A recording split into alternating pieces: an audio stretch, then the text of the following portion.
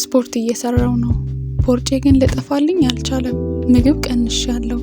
ለውጥ አላየውም ትላላችሁ። ለውጥ ለምን እንዳላያችሁ ታውቃላችሁ? 70 20 10% ቀመርን በትክክል ስላልተከተላችሁት ነው። ዛሬ ግን ቦርጭን እስከ መጨረሻው የምናሰናብትበትን ሳይንሳዊ መንገድ ይዤላችሁ መጥቻለሁ። ቦርጭን ማጥፋት የጥንቆላ ስራ አይደለም፣ የሳይንስ ውጤት እንጂ። ተገበራችሁት በሳምንት ውስጥ ለውጡን ታዩታላችሁ። ታዲያ ከእናንተ የሚጠበቀው እያንዳንዱን ስቴፕ እኔን መከታተል ነው። አሁን ከምነግራችሁ ስቴፖች አንዱን ከዘለላችሁ ወይም ከተዋችሁት ቀመሩ ላይሰራላችሁ ይችላል።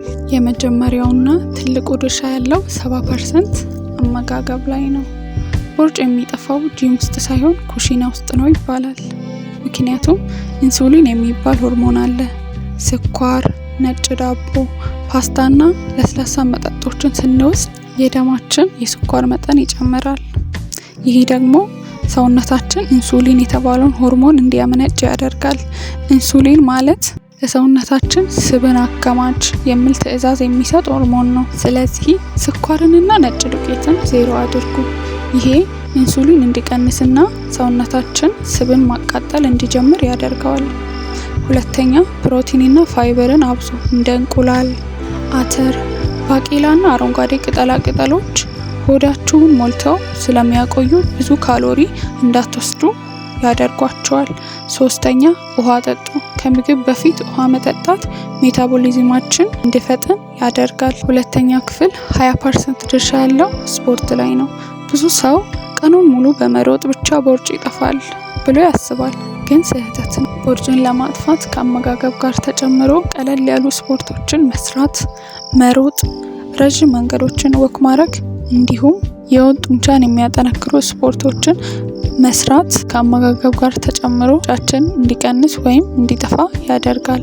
ቦርጭን ለማጥፋት የግድ ቀኑን ሙሉ መሮጥ የለብንም። የመጨረሻውና ወሳኙ 10% የሚይዘው የአኗኗር ዘይቤያችን ነው። ምግብ ብታስተካክሉ፣ ስፖርት ብትሰሩ ይሄ 10% ከጎደለ ቦርጫችሁ አይጠፋም። እሺ፣ የአኗኗር ዘይቤያችን ቦርጫችንን እንዴት እንደሚያሳድግ ላሳያችሁ።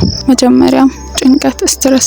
ስንጨነቅ ኮርቲሶል የተባለ ሆርሞን ይመነጫል። ይህ ሆርሞን ደግሞ ስብን ከሌላው የሰውነት ክፍል ሰብስቦ ሆዳችን ላይ እንዲከማች ያደርጋል። ስለዚህ ጭንቀትን መቀነስ ግዴታ ነው ማለት ነው። ሁለተኛ፣ እንቅልፍ። በቀን ከ7 እስከ 8 ሰዓት የማይተኛ ሰው የረሃብ ሆርሞኑ ይጨምራል። ይህም ሳያውቅ ብዙ እንዲመገብ ያደርገዋል። እንግዲህ ቦርጭ የማጥፊያ ቀመሩ ይሄ ነው። 70% አመጋገብ፣ 20% ስፖርት እና 10% እረፍት ወይም የኑሮ ዘይቤያችንን ማስተካከል። እነዚህ ነገሮች በትክክል ካስተካከላችሁ በሳምንት ውስጥ ለውጡን ታዩታላችሁ። ለዛሬ ያዘጋጀሁት ቪዲዮ ይሄንን ይመስል ነበር። ቀጣይ እስከምንገናኝ መልካም ቆይታ ይሁንላችሁ። ቪዲዮን ከወደዳችሁ ላይክ ማድረግ እንዳይረሳ። ሰላም ቆዩ።